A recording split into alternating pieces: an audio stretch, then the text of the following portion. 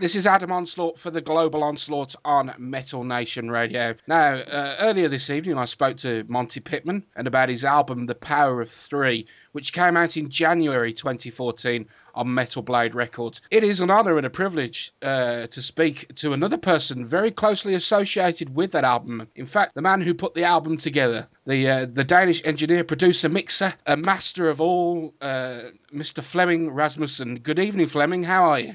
I'm fine, and I'm really happy now. I hear Monty won Best Album Award. I'm really happy for him and proud, actually. Yeah, it's nice. It must give you a great sense of achievement when albums that you're involved in, and you know, and the list of the albums that you've worked on is endless, and it goes, you know, all the way back to the mid '70s. You know, it's a difficult place to start talking about it, really, because you know we could be here for hours, but. Yeah. When you work on an album like that, Flemming, how does it make you feel when it starts to gain momentum? I mean, you give it its birth in all essence alongside the artist, but how does it feel then when you watch it grow? Is that the kind of buzz that you get from doing what you do? Well, I think I get most of my buzz from actually recording the album, you know, getting all the stuff together and getting all these ideas that you want to cram into, you know, the space you have on a CD. And I'm the kind of guy who tries to get the vision that the artist has out through the speakers, because at the end of the day, it's not my album coming out, but somebody else's vision that I need to, you know, get out there. And it's been like that with me all the time. You know, I try to be as loyal to the band and their feel as possible. But I mean, in the case of this album, the feel was there from day one. There was a lot of shit, you know, surrounding it that was kind of difficult with, you know, the working environment and stuff. We recorded it in a studio that is now closed because the owner was a total twat. And I actually split like 2 weeks after we'd done the album because he'd fucked around with the studio time so much. But when that's said, it was a really easygoing and, you know, uplifting experience to do this album. So I'm not surprised it's doing well, because it was made in that spirit, and everybody performed really well on it. It is one of those albums that does have your trademarks, as it were, sort of tinkered in between the echoes on the vocals on the Dark Horse and things like that. It's almost like you put your little stamp there somewhere, almost like when Derek Rigg used to do it with the Iron Maiden albums. He'd always put something, a little bit of himself in the painting. Is that something that you consciously do, or is that just what you put down to being your style of production? I just feel that it needs it. I don't really think about it, and you know, after I'd done it, Monty said, "Yeah, we want more of that Flemming Rasmussen stuff you did there." And I went, "Oh," because I'm not really aware that it's stuff I do. I'm not that conscious about it. I just feel it fits the song, and then I do it. I keep telling students and stuff when I speak to them that, you know, this is not like, you know, an exact science. You have to open your ears and listen. And if you feel that there's room for improvement, you should go ahead and do it. Because, you know, the only one that, you know, at the end of the day can decide whether it's good enough is me and the band. And, you know, so you know, just keep pounding at it. And, you know, we had some stuff we changed, and because, you know, we wanted to be the best we can possibly do. It's an amazing career that you've had, I must say, reading your sort of, how could I put it to better word, a resume, or we call it a CV over here, you know. But that resume, that's a very American term, but you know what I mean. But it's, how does working with people like Monty, for example, compared to, I mean, you were involved and worked on the albums for Metallica, Ride the Lightning, Master of Puppets, and Justice for All. Those are three huge albums.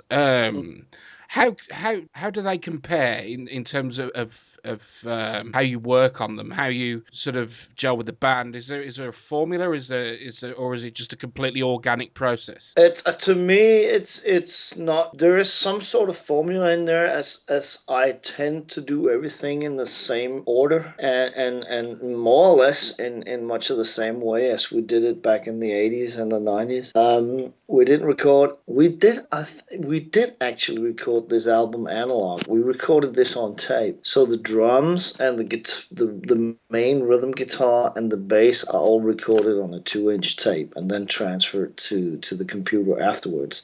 So that was like a conscious decision. I still have a lot of the same equipment that we used to record those Metallica albums at, the two that were recorded in Copenhagen, and we consciously chose much of the same equipment to get that kind of feel to it. And yeah, actually we recorded that analog, so that's all done on tape and then transferred afterwards. But it's also very high tech because Monty had this Axe box, which is like a box that can simulate different amps and cabinets and stuff, and he'd like prepared a lot of sounds. So on top of this whole analog old school world, we stuck the most recent amplifier techniques that you can possibly get your hands on. So yeah, it's a combination of everything. If it works in the context, you use it. If it sounds like shit, we sack it. That's as simple as that. It seems like a very cut and dry process. But there's a big debate, or there has been a debate for many years about this. I mean, I'm not a producer, so this is something I've heard and picked up over the years. This thing that times when everything was recorded obviously on 2-inch tape, and then suddenly Pro Tools came to pass. And do you have a preference between the way of the old ways or the new ways? Are you embracing new technology as much as probably somebody who's just began their production career? Oh yeah, I use Pro Tools just as much as everybody else.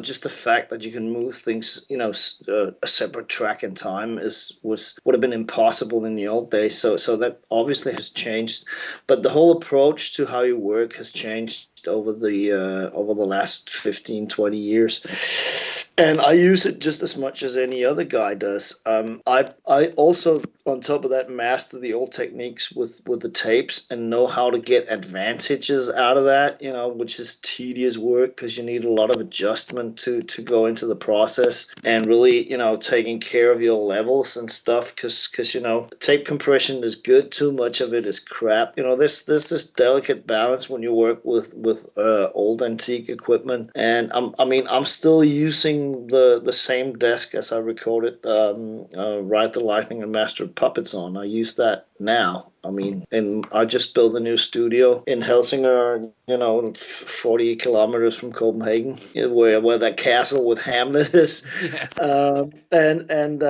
I set up the old desk there, and I actually used the monitor section as a summing mixer, and still have a couple of channels left that I use to record bass drums and snare, simply because it sounds so good. It has that sort of authentic blend, and I guess if you're using the older equipment and the new sort of Pro Tools generation, as it were. Yeah.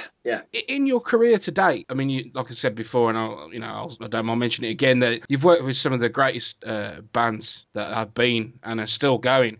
Is there anybody in particular that you would secretly like to work with that you haven't had the opportunity to work with yet? Oh yeah, loads. There's a few of them.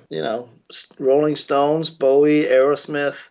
There's a few in there. Foo Fighters. A lot of these rock people who's been there forever. I wouldn't mind doing an album with Led Zeppelin. Problem is, Bonzo's dead and all this shit. But you do meet them on and off at all these awards and stuff. I met Jimmy Page when Metallica got inaugurated into Rock and Roll Hall of Fame, but I'm pretty sure that they have their people that they work with, and I have my clients, and that's the way it works. But, you do get the odd phone call on and off where you go, oh, I hadn't seen that coming. Monty was one of those things. It was like, what? So, yeah. A bit of a sort of left field kind of surprise, I guess. Oh, yeah. He I don't know where he got my phone number, but he called me when I was on vacation in Greece, because he was in Copenhagen with Madonna and liked my stuff and gotten somebody to find me find him my phone number. So